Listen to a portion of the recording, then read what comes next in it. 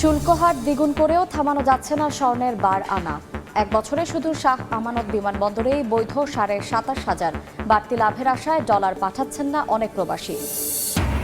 সাম্প্রতিক সহিংসতা ও কারফিউর নেতিবাচক প্রভাব রাঙামাটির অর্থনীতিতে, জেলা জুড়ে স্থবিরতা, পর্যটন ও কৃষি খাতে শত কোটি টাকা ক্ষতির দাবি।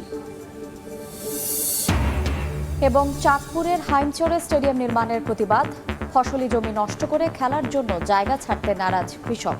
জেলা প্রশাসকের কাছে ঘটনার তদন্ত প্রতিবেদন।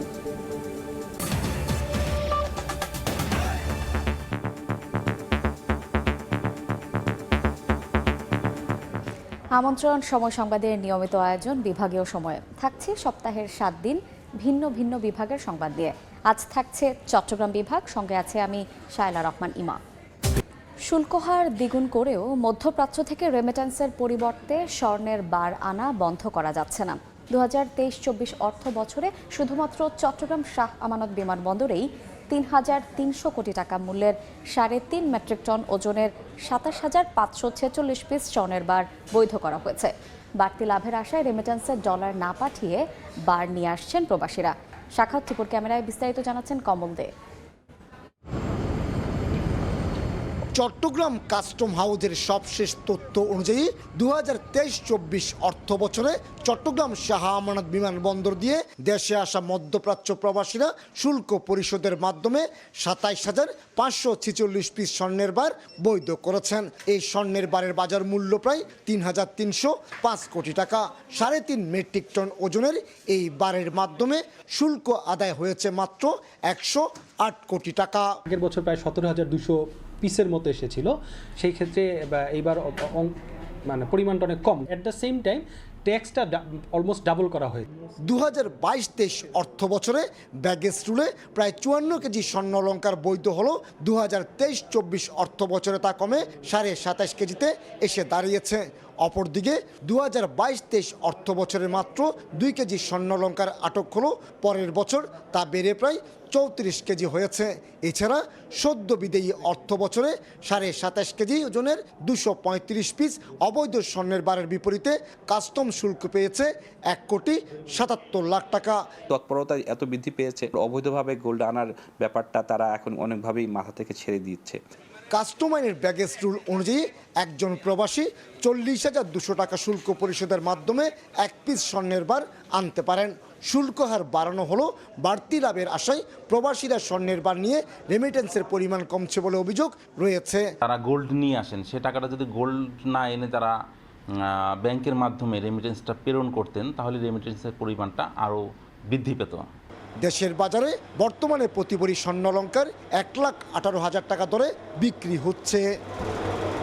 স্বর্ণের বার প্রতিবেশী দেশ ভারতে পাচার হয়ে যাচ্ছে এমন অভিযোগ দীর্ঘদিনের। তাই স্বর্ণ ব্যবসায়ীদের দাবি সীমান্তেই মনিটরিং করতে হবে এই স্বর্ণ পাচার রোধ করার জন্য। কমল দে, সময় সংবাদ, চট্টগ্রাম। অস্থিতিশীল পরিস্থিতি ও চলমান কারফিউয়ের প্রভাব পড়েছে রাঙামাটির অর্থনীতিতে। জেলায় পর্যটন ও কৃষি খাতে শত কোটি টাকার ক্ষতি হয়েছে বলে দাবি চেম্বার অব কমার্সের। হেফাজত সবুজের তথ্য এবং রাজীব দাস মোনার ছবিতে রিপোর্ট। রাঙামাটিতে ধীরে ধীরে স্বাভাবিক হতে শুরু করেছে জনজীবন, চলছে গণপরিবহন, খুলেছে দোকানপাট, কিন্তু স্থানীয় অর্থনীতির মূল চালিকা শক্তি পর্যটন খাতে বিরাজ করছে স্থবিরতা। সিম্বল অব রাঙামাটি খ্যাত ঝুলন্ত সেতুতে শুনশান নিরাপত্তা, ঘাটে নোঙর করে আছে শত শত ট্যুরিস্ট বোট, অলস সময় কাটাচ্ছেন পর্যটন খাত সংশ্লিষ্ট ব্যবসায়ীরা। একই অবস্থা কৃষিপণ্য অবতরণ ঘাটেরও। মৌসুমি ফলের শেষ পর্যায়ে ঘাটগুলোতে বাগানি, ব্যবসায়ী ও শ্রমিকের হাঁক ডাকে ব্যস্ত থাকার বদলে পড়ে আছে শুনশান নিরাপত্তায়। আমাদের বোটগুলো মানে খালি ভাড়াটারা হচ্ছে না, আমরা খুবই কষ্টে আছি। আমরা তো এখানে গাড়ি চালাতে পারতেছি না, আমরা চলতে পারতেছি না, আমাদের অবস্থাটা কেউ বোঝে না। বর্ষা মৌসুমে পর্যটক আসার শুরুর এ সময়ে বুকিং বাতিল সহ প্রতিদিনই লোকসান গুনতে হচ্ছে পর্যটন খাত সংশ্লিষ্ট ব্যবসায়ীদের। গত 17 তারিখের পর থেকে আগামী মাসের প্রায় 3 থেকে 4 তারিখ পর্যন্ত যে কয়টি বুকিং ছিল, প্রত্যেকটি হাউস বোটের প্রত্যেকটি বুকিং ক্যান্সেল হয়ে গিয়েছে। কাঠ, বাঁশ যা কিছু আছে সব কিছু মিলিয়ে 100 কোটি টাকার বেশি আমাদের এই রাঙ্গামাটি পার্বত্য জেলায় ক্ষতি হয়েছে। চেম্বার অব কমার্স অ্যান্ড ইন্ডাস্ট্রিজের তথ্য মতে রাঙামাটিতে লক্ষাধিক মানুষ পর্যটন ও কৃষিখাতের উপর নির্ভরশীল। সময় সংবাদ, রাঙামাটি। বিভাগীয় সময় আরও থাকছে। নদীতে দেখা নেই ইলিশের, সরবরাহ কমেছে চাঁদপুরের আড়তে, দাম চড়া হওয়ায় বিপাকে ব্যবসায়ীরা। ক্রেতা সংকটে ফেনীতে নিম্নমুখী সবজির বাজার। চাঁদপুরের হাইমচরে স্টেডিয়াম নির্মাণে জমি অধিগ্রহণে বাঁধ সেধেছেন কৃষকরা। ফসলি জমি নষ্ট করে খেলার জন্য জায়গা ছাড়তে নারাজ তারা। এ বিষয়ে জেলা প্রশাসকের কাছে তদন্ত প্রতিবেদন দিয়েছে স্থানীয় উপজেলা প্রশাসন। নাইমুল ইসলাম নীরবের ক্যামেরায় ফারুক আহমদের রিপোর্ট।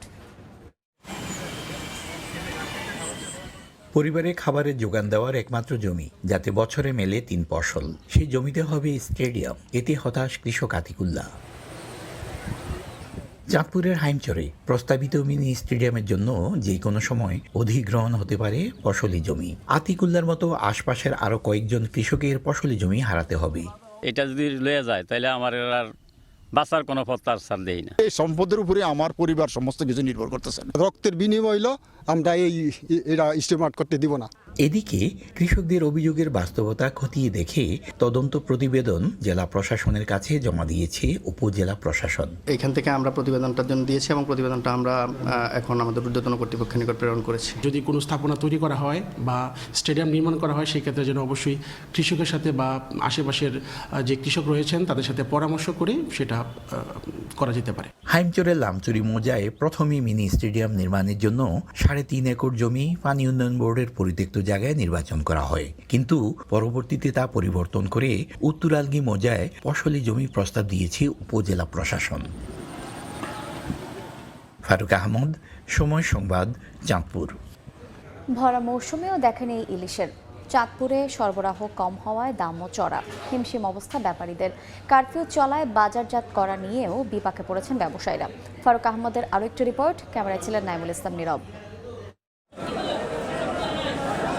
বিক্রেতারা দাম হাঁকছেন ইলিশের, আর আকার ভেদে সেই ইলিশ দেখতে মোকামে ভিড় করছেন ক্রেতারা। ক্রেতা বিক্রেতার হাঁক ডাকে সরগরম চাঁদপুরের বড় স্টেশন পাইকারি মাছ বাজার, কিন্তু চাহিদার তুলনায় সরবরাহ কম, তাই হিমশিম অবস্থা ব্যাপারীদের।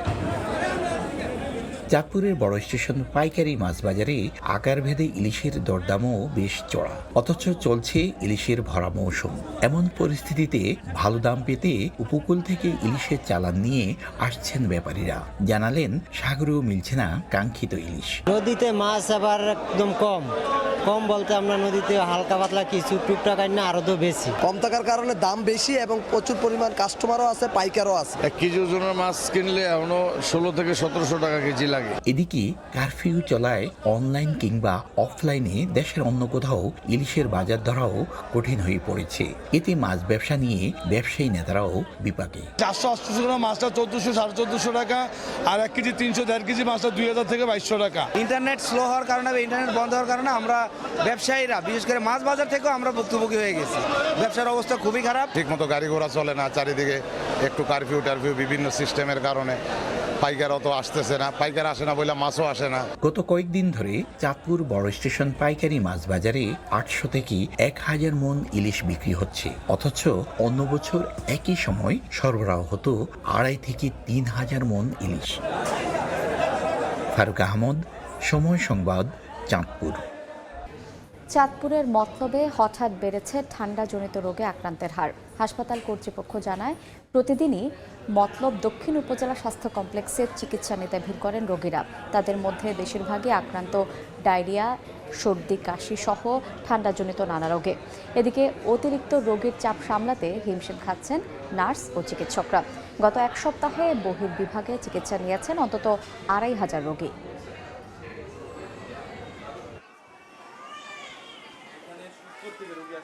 বাচ্চা অসুস্থ, এই জন্য নিয়ে আসছি আর চিকিৎসার জন্য। ওর নিউমোনিয়া, জ্বর। আসছি আজকে 4 দিন, বুধবারে আসছি। এখন আছে মোটামুটি ভালোই আছে, একটু কাশিটা আছে।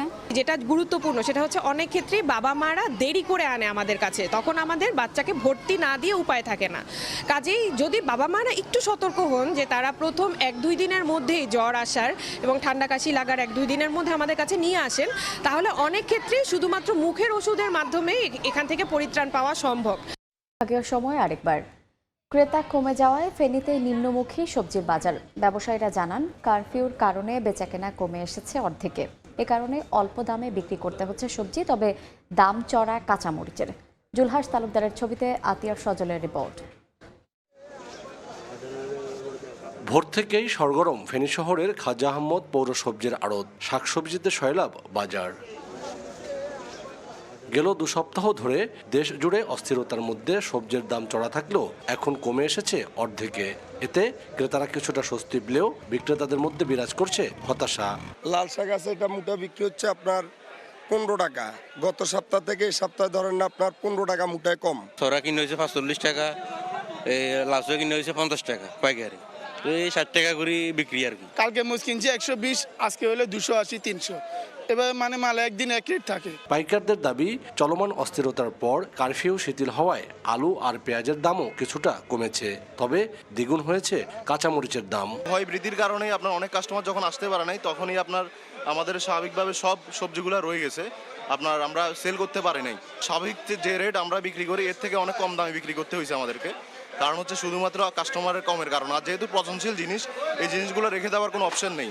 পাইকারপত্র কাজপিয়ে চলাকালীন ধরে আসে নাই, এখন বর্তমানে পাইকারপত্র বাজারে উঠছে, মাল চলতেছে, মাল বেচা কিনা মালও আসতেছে, বাজার চলতেছে, বাজার বেচা কিনাও চলতেছে।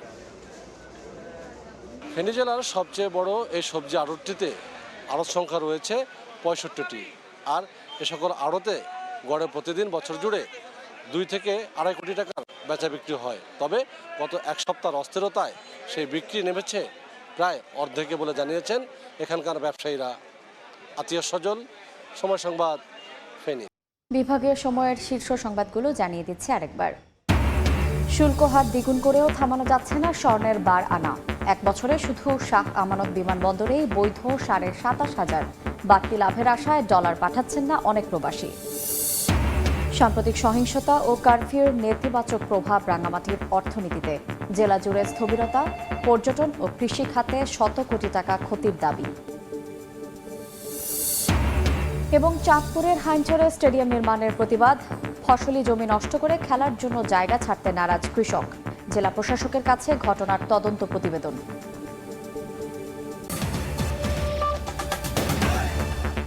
এই ছিল বিভাগীয় সময়। আগামীকাল থাকবো সিলেট এবং ময়মনসিংহ বিভাগের আয়োজন নিয়ে।